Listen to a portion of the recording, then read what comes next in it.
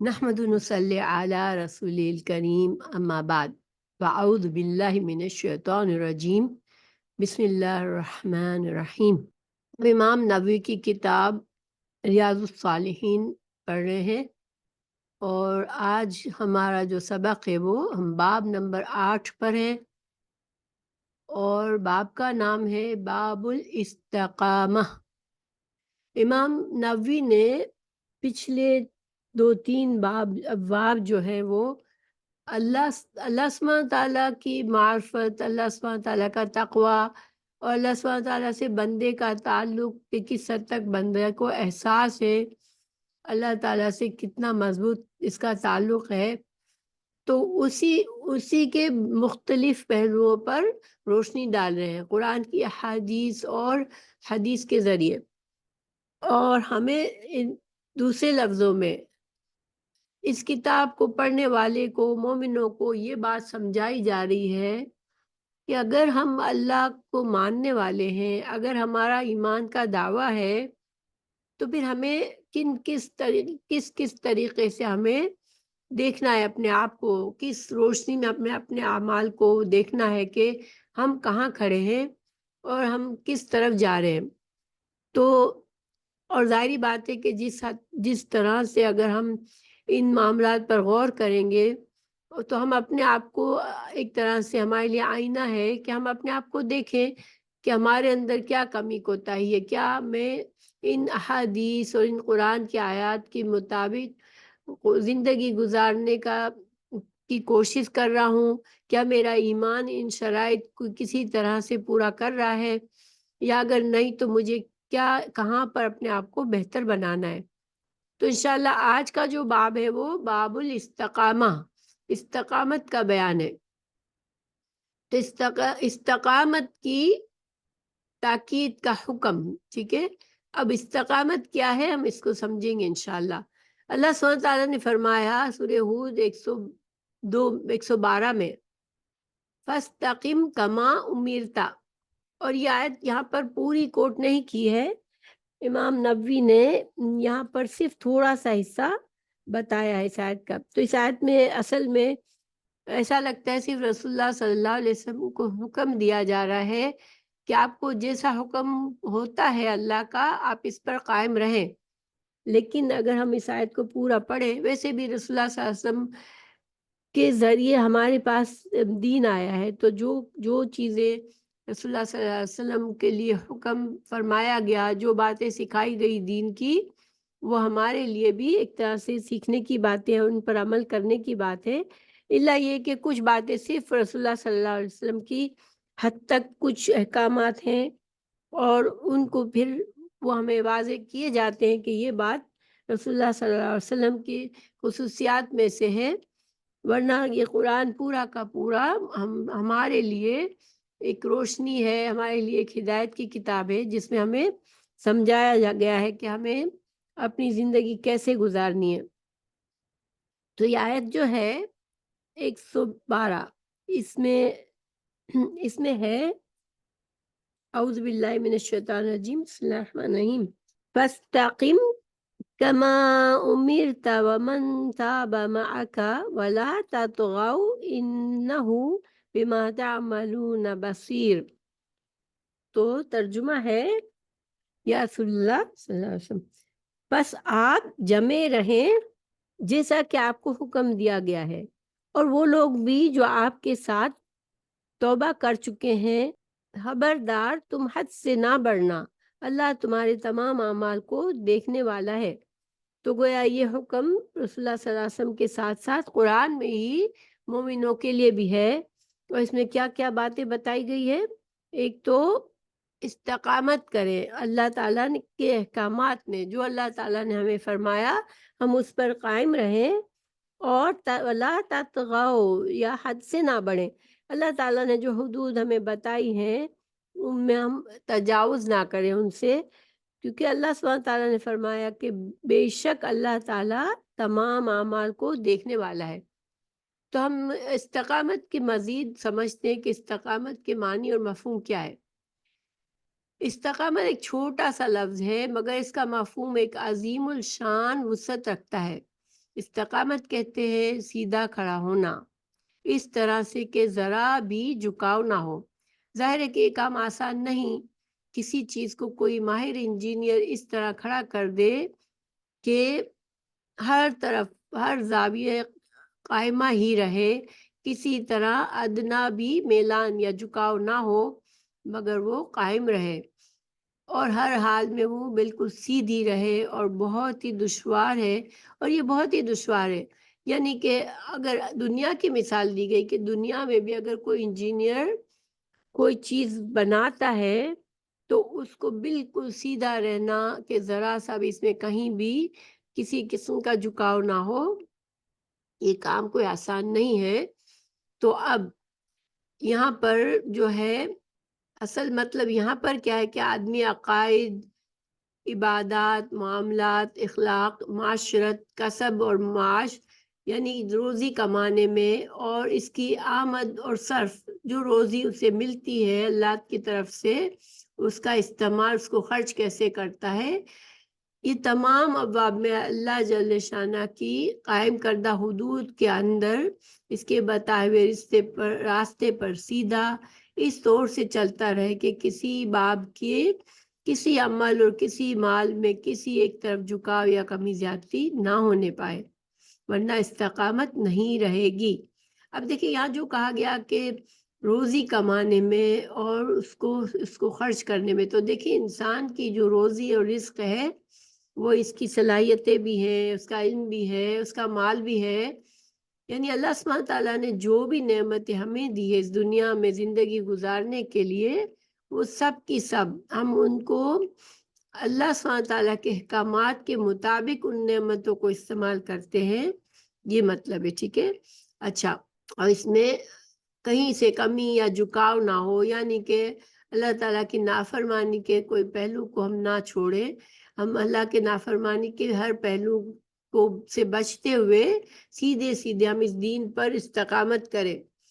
تو ابن عباس رضی اللہ عنہ سے نقل کیا گیا کہ نبوت کی مدت میں اس آیت سے زیادہ سخت کوئی آیت آپ صلی اللہ علیہ وسلم پر نازل نہیں ہوئی۔ اسی وجہ سے ایک موقع پر آپ صلی اللہ علیہ وسلم نے فرمایا کہ سورہ ہود نے مجھے بوڑھا کر دیا۔ اس سے مراد وہی پوری سورہ ہے نہیں ہے، بلکہ صرف یہی ایک آیت ہے، یعنی کہ اس آیت میں دیکھیں بہت ذمہ داری ہے۔ اگر ہم انسانوں کو دیکھیں، انسان بہت کمزور بنا ہوا ہے، تو انسان کے ساری زندگی انسان کے معاملات کو اس طرح سیدھا رکھنا، اللہ سبحانہ تعالیٰ پر ایمان لانا اور اللہ سبحانہ تعالیٰ کی فرما برداری سے کہیں سے بھی جول یا کہیں سے کمی نہ کرنا، یہ بہت ہی بڑی ذمہ داری ہے۔ تو اب ہم انسان تو ہم امت محمد صلی اللہ علیہ وسلم تو ظاہر ہے کہ امت ہے، لیکن ہمیں بھی اسٹرگل کرنی ہے، لیکن رسول اللہ صلی اللہ علیہ وسلم اللہ کے نبی تھے، آپ صلی اللہ علیہ وسلم کی ذمہ داری سب سے زیادہ تھی، اسی وجہ سے آپ صلی اللہ علیہ وسلم اس آیت کا بوجھ سمجھتے تھے کہ اس میں کیا اللہ سبحانہ تعالیٰ نے اپنے بندوں سے کیا حکم دیا ہے۔ اب دیکھیں ایک موقع پر سفیان عبداللہ ثقفی نے رسول اللہ صلی اللہ علیہ وسلم سے عرض کیا، مجھے اسلام کی کوئی ایسی جامع بات بتا دے کہ مجھے پھر کچھ پوچھنے کی ضرورت نہ رہے۔ آپ صلی اللہ علیہ وسلم نے ارشاد فرمایا، قل آمنت باللہ ثم استقم، یعنی اللہ پر ایمان لا اور پھر اس پر استقامت حاصل کر۔ تو گویا یہ آیت، یہ حدیث بھی اس آیت کے مطابق ہے کہ ایمان کا اظہار کرنا، ایمان کو دل میں لانا، اور پھر اپنے تمام اعمال سے انسان اسی ایمان کی جو تعلیمات ہے اس کے مطابق زندگی گزارے، تو یہ اگر کسی انسان نے یہ کر لیا تو وہ کامیاب ہو گیا۔ اب استقامت کا بدلہ کیا ہے؟ استقامت یعنی دین پر استقامت کا بدلہ جنت ہے۔ رسول اللہ تعالیٰ نے فرمایا، ان الذين قالوا ربنا الله ثم استقاموا تتنزل عليهم الملائكة ألا تخافوا ولا تحزنوا وابشروا بالجنة التي كنتم توعدون نحن أولياؤكم في الحياة الدنيا وفي الآخرة ولكم فيها ما تشتهي أنفسكم وَلَكُمْ فِيهَا مَا تَدَّعُونَ نُزُلًا مِّن غَفُورٍ رَحِيمٍ۔ سورہ حامیم سجدہ کی آیت نمبر 30 اور 32 ہے۔ اس کا ترجمہ پڑھتے ہیں۔ جن لوگوں نے کہا کہ ہمارا پروردگار اللہ ہی ہے، پھر وہ اس پر قائم رہے، ان پر فرشتے اتریں گے اور کہیں گے نہ خوف کرو نہ غمناک ہو، اور بحث کی جس کا تمہیں وعدہ کیا جاتا ہے خوشی مناؤ۔ ہم دنیا میں کی زندگی میں بھی تمہارے ساتھ تھے اور آخرت میں بھی تمہارے رفیق ہیں، اور وہاں جس نعمت کو تمہارا جی چاہے گا تم کو ملے گی، اور جو چیز طلب کرو گے تمہارے لیے موجود ہوگی۔ اللہ غفور الرحیم کی طرف سے مہمان نوازی ہوگی۔ تو جن لوگوں نے استقامت حاصل کی تو ان کے لیے جنت کی خوشخبری دی گئی۔ اب دیکھیے ان آیت کو تھوڑا سا زیادہ سمجھتے ہیں تو استقامت یعنی ایک اللہ وحدہ لا شریک، رب بھی وہی ہے اور معبود بھی وہی، یعنی دین پہ استقامت کا کیا مفہوم ہے کہ اللہ سبحانہ تعالیٰ کو اپنا رب ماننا اور اللہ سبحانہ تعالیٰ کو اپنا معبود ماننا۔ تو دیکھیں اس میں کیا فرق ہے۔ رب جو ہوتا ہے اس کے معنی میں یہ ہے کہ اللہ سبحانہ تعالیٰ کی طرف سے بندے کو جو بھی نعمتیں ملتی ہے وہ صرف اور صرف اللہ سبحانہ تعالیٰ کی جانب سے ہوتی ہے، یعنی اس دنیا میں اور آخرت میں بھی، جنت بھی اللہ سبحانہ تعالیٰ کی طرف سے ہی تمام نعمتیں بندے کو ملتی ہے۔ بندے کا یہ یقین ہونا، دیکھیں انسان اس دنیا میں اس کو ہمیں کوشش اور جدوجہد اور ارادہ یہ تو سب ہمیں کرنا ہی ہے، ٹھیک ہے، تمام کاموں کے لیے، اچھے کاموں کے لیے، نیکی کے کاموں کے لیے، اپنا رزق کمانے کے لیے، اپنے دنیا کے معاملات کو سنبھالنے کے لیے دو چیزیں تو ہماری ہے کہ ہمارا ارادہ، ہماری نیت اور ارادہ اور ہماری کوشش۔ لیکن جو بھی کچھ ہمیں اس کے بعد ملتا ہے ہمیں یہ یقین رکھنا کہ اللہ سبحانہ تعالیٰ ہی کی رحمت سے ہمیں تمام نعمتیں ملتی ہیں، اور آخرت میں بھی جنت بھی صرف اللہ کی رحمت سے ہی ہمیں ملے گی۔ اور معبود ہونا کیا مطلب ہے؟ دیکھیے معبود کا مطلب یہ ہے کہ جس کی پرستش کی جائے، ٹھیک ہے۔ اب پرستش کا میں بھی ہمیں وحدانیت کا اقرار اور عمل سے ثبوت دینا ہے کہ اللہ سبحانہ تعالیٰ کے سوا کسی بھی ذات کے آگے انسان اس طرح نہ جھکے کہ اس کی عقیدت ہمارے دل میں اس قدر ہو کہ یہ پرستش کی حد تک ہے کہ اس کی ہر خوشی ہماری خوشی ہے، ہماری مرضی، ہماری کوشش، ہر چیز ہم اللہ کے آگے مکمل طور پر اپنے آپ کو سپرد کر دیتے ہیں اللہ کے۔ لیکن اس طرح سے کہ سپردگی، اس طرح کی محبت کسی اور کے لیے ہمارے دل میں نہ ہو، تو یہ اللہ تعالیٰ اور اللہ ہی سے مانگنا، اللہ ہی کی عبادت کرنا، یہ سب اس میں شامل ہے۔ اب دیکھیں زیادہ مسئلہ کیا ہے دنیا میں، جو لوگ کافر بھی ہوتے ہیں وہ بھی اللہ کو رب مانتے ہیں، ان کو پتہ ہوتا ہے کہ اللہ نے ہی ہمیں زندگی دی ہے اور اللہ سبحانہ تعالیٰ ہی ہمیں تمام نفع اللہ ہی سے ہمیں مانگنے، اللہ ہی دے گا، مگر عبادت پر جب آتے ہیں عبادت کرنے میں اللہ کے شریک بنا دیتے ہیں، معبود بنانے میں وہ اللہ کے شریک بنا دیتے ہیں۔ تو یہ نہیں چاہیے۔ اللہ کی وحدانیت یہی ہے کہ انسان اللہ ہی کو رب مانے اور اللہ ہی کو الہ مانے اور اللہ ہی کی پرستش کرے اور اللہ ہی سے تمام فائدے مانگے۔ پھر تم مستقامو، پھر ہمیں یہ کہا گیا کہ پہلے تو ایمان اللہ کو رب ماننے کے بعد کیا کرنا ہے؟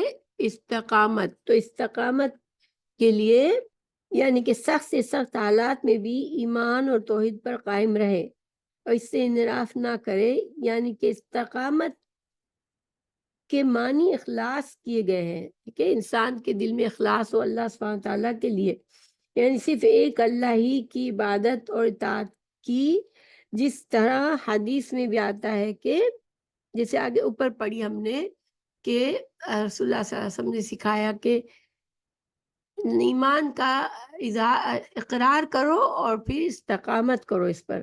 تو یہ اب جس نے ایمان لایا، جس نے استقامت کی، تو اس کو کیا فائدہ ملے گا؟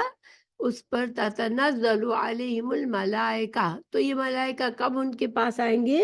تو اس کے بارے میں مختلف اقوال ہے۔ موت کے وقت بعض علماء کہتے ہیں موت کے وقت فرشتے یہ خوشخبری دیں گے ایمان والوں کو، اور یہ صحیح مسلم میں کتاب الایمان میں اس کی حدیث بھی موجود ہے۔ بعض نے کہا کہ 3 جگہوں پر فرشتے خوشخبری دیں گے، ایک تو موت کے وقت، پھر قبر میں، اور تیسرا قبر سے دوبارہ اٹھنے کے وقت، جب بندوں کو اٹھایا جائے گا۔ آخرت میں جو وہ دن بڑا سخت ہوگا، بہت گھبراہٹ والا ہوگا، لیکن اس وقت یہ فرشتے جو ہیں وہ ان مومنوں کو تسلی دیں گے۔ تو دیکھیں تسلی کیوں دیں گے کہ دنیا میں تسلی کس طرح دیتے ہیں فرشتے کے؟ دنیا میں انسان ڈرتا ہوتا ہے، موت کے وقت ڈرتا ہوتا ہے کہ اب میرا کیا بنے گا، میرے ساتھ کیا ہونے والا ہے۔ تو وہ اس وقت بندے کو تسلی دی جاتی ہے، فرشتے نیک بندے کے پاس آ کے اسے تسلی دیتے ہیں کہ گھبراؤ نہیں، تمہارا انجام اچھا ہوگا۔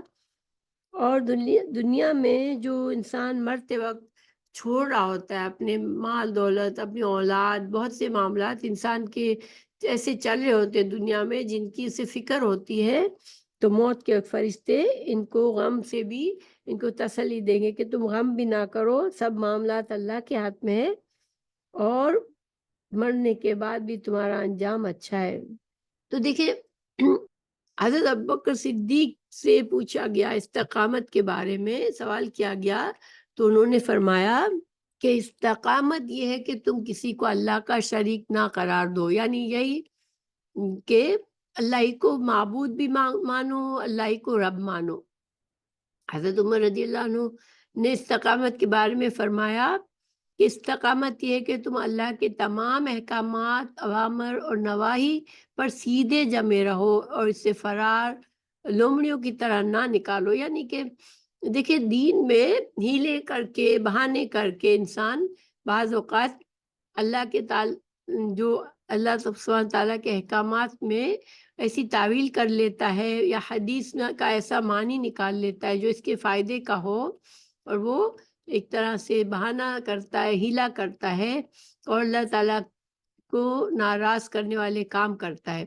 لیکن ایسا نہ کرے انسان، اللہ تعالیٰ کے احکامات اور نواہی پر سیدھے طریقے سے قائم رہے، جو اس کو قرآن اور سنت میں ہمیں سکھایا گیا، حدیث رسول صلی اللہ علیہ وسلم سے جو تشریح کی گئی، جو صحابہ کرام نے اپنی زندگی گزار کے ہمارے لیے مثالیں قائم کی، تو اس طریقے پر رہے انسان۔ حضرت عثمان غنی رضی اللہ عنہ نے اخلاص عمل فرمایا، یعنی حضرت عثمان رضی اللہ عنہ نے اس کا کیا مطلب لیا؟ استقامت، دین پر استقامت کا کیا مطلب لیا؟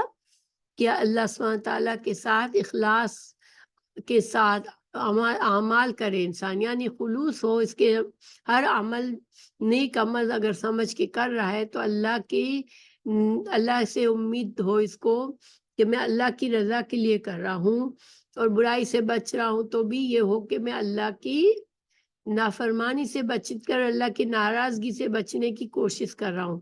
حضرت علی ابن عباس رضی اللہ عنہ، حسن بصری، قتادہ وغیرہ فرماتے کہ استقامت سے مراد اللہ تعالیٰ کی اطاعت ہے اور فرائض کو ادا کرنا ہے۔ مجاہد اور اکرمہ کے بقول مرتے دم تک کلمہ توحید پر جمے رہنا ہے، مقاتل کے نزدیک معرفت پر قائم رہنا ہے۔ یہ مختلف علماء اور صحابہ کے اقوال ہیں، اور خلاصہ یہی ہے کہ انسان اللہ سبحانہ تعالیٰ کے ساتھ اخلاص نیت کے ساتھ وہ اپنے دین پر جمع رہے اور اس سے انحراف نہ کرے۔ تتنزل علیہم الملائکہ، خوشخبری کب ہوتی ہے؟ ابن عباس رضی اللہ عنہ کے بقول یہ فرشتوں کا نزول موت کے وقت ہوتا ہے، جیسے ہم نے پہلے جانا۔ قتادہ نے فرمایا قبروں سے نکلتے وقت ہوگا، وکی بن جراح نے فرمایا موت کے وقت، قبروں سے نکلتے وقت، اور پھر محشر میں جمع ہوتے وقت، تینوں وقتوں میں ہوگا۔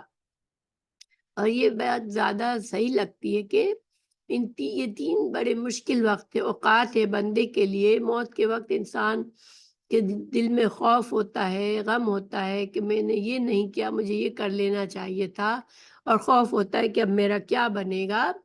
تو مومن کو اس وقت فرشتے تسلی دیتے ہیں. اسی طرح محشر میں جمع ہوتے وقت بھی دیتے ہیں، اور قبر میں بھی ظاہر انسان کو وحشت دور ہوتی ہے، فرشتے آتے ہیں اور ان کو تسلی دیتے ہیں. ابو نعیم نے حضرت ثابت بنانی رحم اللہ سے نقل کیا ہے کہ انہوں نے حامیم سجدہ کی تلاوت کی، اور جب تتنزل علیہم الملائکہ تو پر پہنچے تو فرمایا مجھے یہ حدیث پہنچی ہے کہ مومن جب قبر سے اٹھے گا تو 2 فرشتے جو دنیا میں اس کے ساتھ ہوتے تھے وہ اس کو ملیں گے اور کہیں گے تم خوف اور غم نہ کرو اور جنت کی بشارت سنو. یہ جو ہے تفسیر مظہری اور ابن کثیر میں اس کی یہ تفسیر کی گئی ہے اس آیت کی. وَلَكُمْ فِيهَا مَا تَشْتَهِي أَنفُسُكُمْ، اس سے معلوم ہوتا ہے کہ جنت میں بہت سی نعمتیں بھی ملیں گی جس کا آدمی صرف خواہش کرے گا اور وہ نعمتیں مل جائے گی. من غفور الرحیم، اس سے معلوم ہوتا ہے کہ جنت کی بہت سی نعمتیں ایسی بھی ہوں گی جو بغیر خواہش کے اس کو ملے گی. جس طرح سے نزولم ہوتا ہے مہمانی، ٹھیک ہے، تو جس طرح سے ایک میزبان اپنے مہمان کے لیے اچھے سے اچھا تیاری کرتا ہے، اس کی ضیافت کرتا ہے، تو اسی طرح مومنوں کو جنت میں ان کی ضیافت کی جائے گی اور اللہ تعالیٰ کی طرف سے ان کو بغیر خواہش کی نعمتیں ملیں گی کہ ان کے وہم اور گمان میں بھی نہیں ہوگا کہ ہمیں یہ چیز مل سکتی ہے، تو انہیں وہ ساری نعمتیں دی جائیں گی جنت میں. پھر اب استقامت کرنے والے جنتی ہے. استقامت، دین پہ استقامت کرنے والوں کے لیے خوشخبری ہے یہاں پر. ان الذین، اعوذ باللہ من الشیطان الرجیم، ان الذین قالوا ربنا اللہ ثم استقاموا فلا خوف علیہم ولا هم یحزنون اولئک اصحاب الجنۃ خالدین فیہا جزاء بما کانوا یعملون.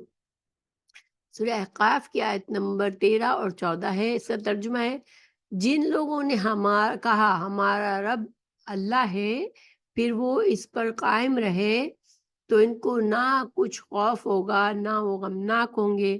یہی اہل جنت ہیں کہ ہمیشہ اس میں رہیں گے. یہ ان کا بدلہ ہے جو وہ کیا کرتے تھے.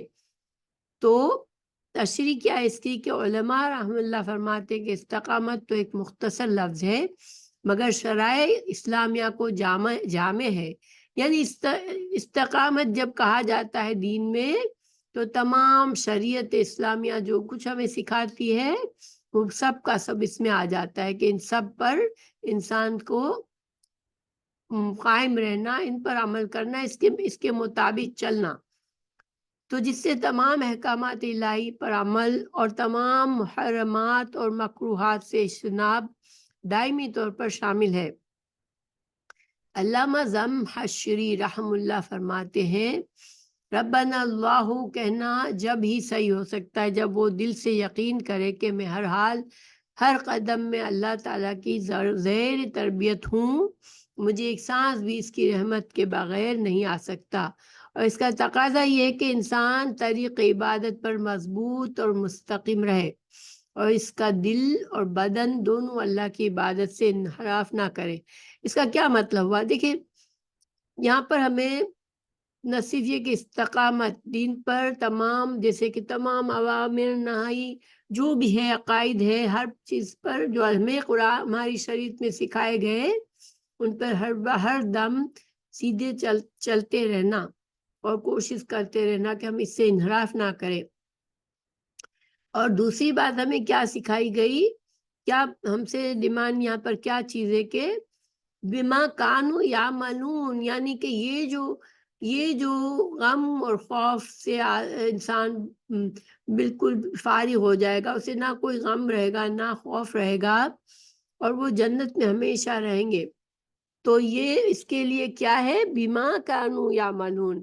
اس کا سبب کیا بتایا گیا یہاں پر اس آیت میں کہ وہ جو عمل کرتے تھے. گویا کہ ہمیں یہ پتہ چلتا ہے کہ ایمان کے ساتھ اعمال صالح ضروری ہے، ٹھیک ہے.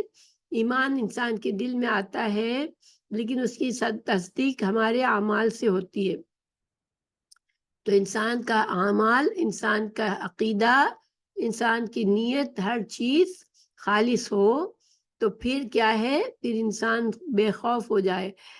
دیکھیے خوف اور غم سے انسان اس دنیا میں بالکل بچ نہیں سکتا، ٹھیک ہے، کیونکہ انسان کی زندگی میں بہت سی آزمائشیں ہیں، بہت سے معاملات ہیں، تو کوئی ایسا انسان نہیں ہے جس کو دنیا میں کوئی خوف نہ پہنچا ہو، نہ کوئی غم پہنچا ہو، لیکن یہ جنت ہی ہے جہاں پر انسان مکمل طور پر خوف اور غم سے آزاد ہو سکتا ہے۔ اولئک اصحاب الجنہ، استقامت والے کے لیے جنت کا وعدہ کیا جا رہا ہے۔ انہوں نے دنیا میں استقامت کے ساتھ زندگی گزاری، جب اس سے ہٹانے کی ہر طرف سے کوشش ہوتی تھی، اب قیامت میں اس کا بدلہ جنت کی صورت میں دیا جائے گا۔ تو اب اگلی ہے ایمان پر استقامت ہی کامیابی ہے۔ اگر انسان دنیا اور آخرت میں کامیابی زندگی گزارنا چاہتا ہے، آخرت میں اچھا انجام چاہتا ہے، تو اس کے لیے جو مین چیز کیا ہے سوچنے کی، ایمان اور ایمان کے لانا اور پھر اس دین کے احکامات پر استقامت کرنا۔ عن ابی عمر رضی اللہ عنہ قال قلت یا رسول اللہ صلی اللہ علیہ وسلم قل لی فی الاسلام قولا لا اسأل عنہ احدا غیرک قال قل آمنت باللہ ثم استقم، رواہ مسلم۔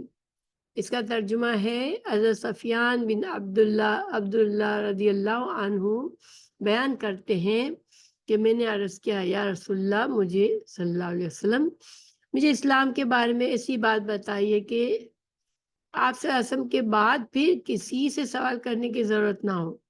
رسول اللہ صلی اللہ علیہ وسلم نے فرمایا، کہو میرا اللہ پر ایمان ہے، پھر اس پر استقامت اختیار کرو۔ اس کی تشریح کیا ہے؟ قل آمنت باللہ ثم استقم، استقامت کے بحث پہلے گزر چکی کہ استقامت کیا ہے، ٹھیک ہے۔